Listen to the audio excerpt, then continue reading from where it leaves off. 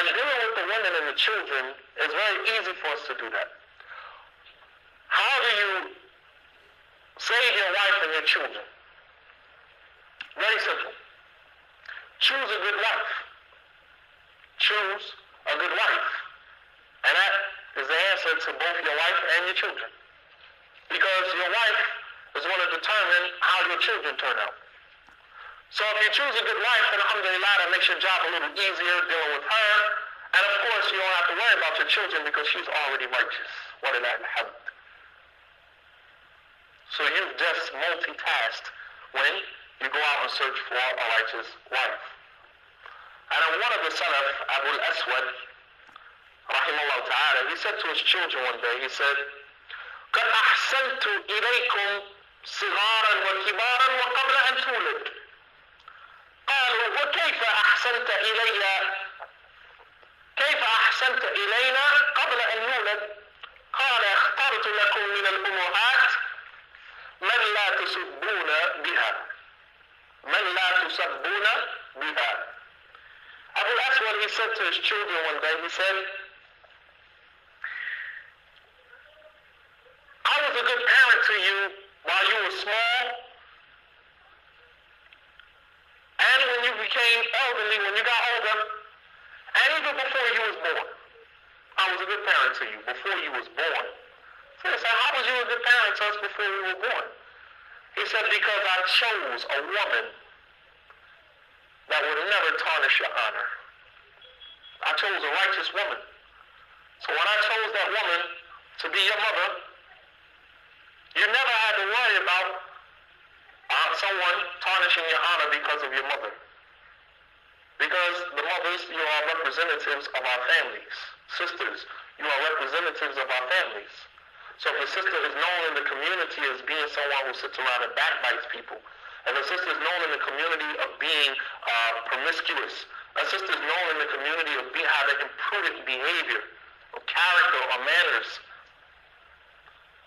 that reflects on you as her husband, because the first thing that people want to say is, that's such and such's wife. You know who that sister is? That's such and such's wife. That's how she becomes known in the community. She's not known by who she is. She's known by who her husband is, or who her children is.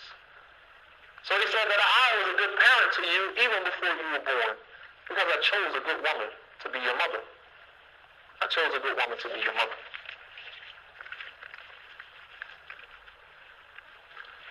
And some of the Salaf, as it was mentioned in the Mustadrak of Hakim, on the authority of Ibn Abbas radiallahu ta'ala anhuma, عن النبي صلى الله عليه وسلم أنه قال افتحوا على صبيانكم أول كلمة بلا إله إلا الله ولقنوهم عند الموت بلا إله إلا الله. And the Prophet صلى الله عليه وسلم, he said that begin teaching your children when they first learn how to talk La ilaha illallah. And teach your children when they're on their deathbed to say La ilaha illallah. So that means that from the time that the child is born, all the way up until Allah subhanahu wa ta'ala takes the soul of that child, the parent never cease to encourage the child with La ilaha illallah and every other act of worship that will bring him close to Allah subhanahu wa ta'ala. وروي عن ابن عمر رضي الله تعالى عنهما أنه قال أدب ابنك فإنك مسؤول عنه ماذا أدبته وماذا علمته وهو مسؤول عن برك وتواعيته لك.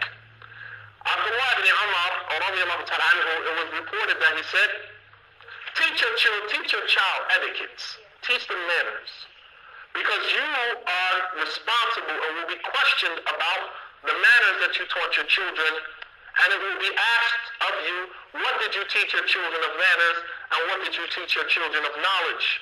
And your children are responsible for exemplification of that manner, those mannerisms, and that knowledge, and being obedient to you.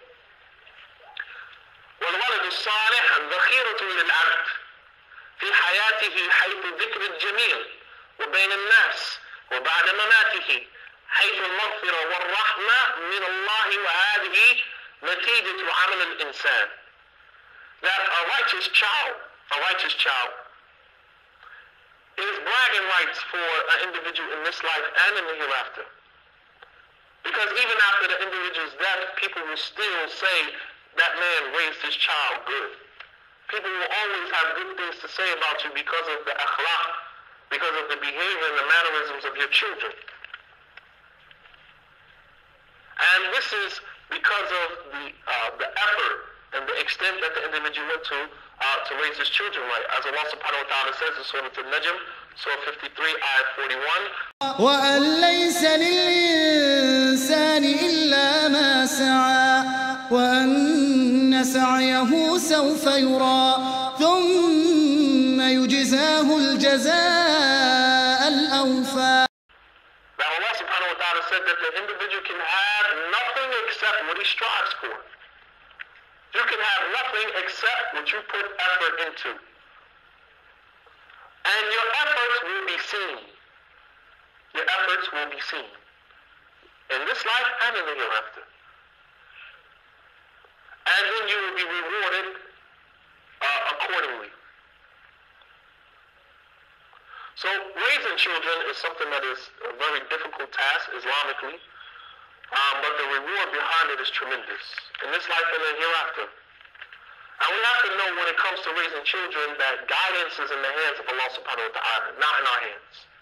We don't guide when we want to. No matter how much you exert as far as tarbiyah, as nurturing and upbringing your children properly, you don't control whether your child will remain like that. As guidance is in the hands of Allah subhanahu wa ta'ala. There's two types of guidance. There's the guidance that Allah subhanahu wa ta'ala is responsible for, and there's the guidance that we are responsible for. And the ulama categorize this guidance into two types, and that is called hidayah al-tawfiq wa hidayah al-rashad al-irshad wa-nush. The first type of guidance is hidayah al-tawfiq, guidance which is in the hands of Allah subhanahu wa ta'ala, where Allah subhanahu wa ta'ala may guide an individual from kufr to Islam, where Allah subhanahu wa ta'ala may guide an individual from disobedience to obedience, where Allah subhanahu wa ta'ala may guide an individual from committing sin to being righteous, pious. That is all in the hands of Allah subhanahu wa ta'ala. We have no control over that. But then the second type of guidance, hidayah to irshad wa nush, the guidance of giving advice and directing someone in the right direction, that is what we as parents are responsible for as it relates to our children. Allah subhanahu wa ta'ala says in the Quran to his messenger sallallahu alayhi wa sallam, إِنَّكَ لَا تَهْدِي مَنْ أَحْبَبْتَ وَلَكِنَّ اللَّهَ يَهْدِي مَنْ يَشَاءُ. You do not guide, O Muhammad, you do not guide whom you love, but Allah guides whom he wills. And this ayah was in reference to the energy that the Prophet ﷺ exerted into trying to guide his uncle Abu Talib. Day in, day out, calling him to Islam, to no avail. And Allah subhanahu wa ta'ala soothed the heart of his messenger with this ayah by clarifying to him that this type of guidance is not in your hands. You are not responsible for that.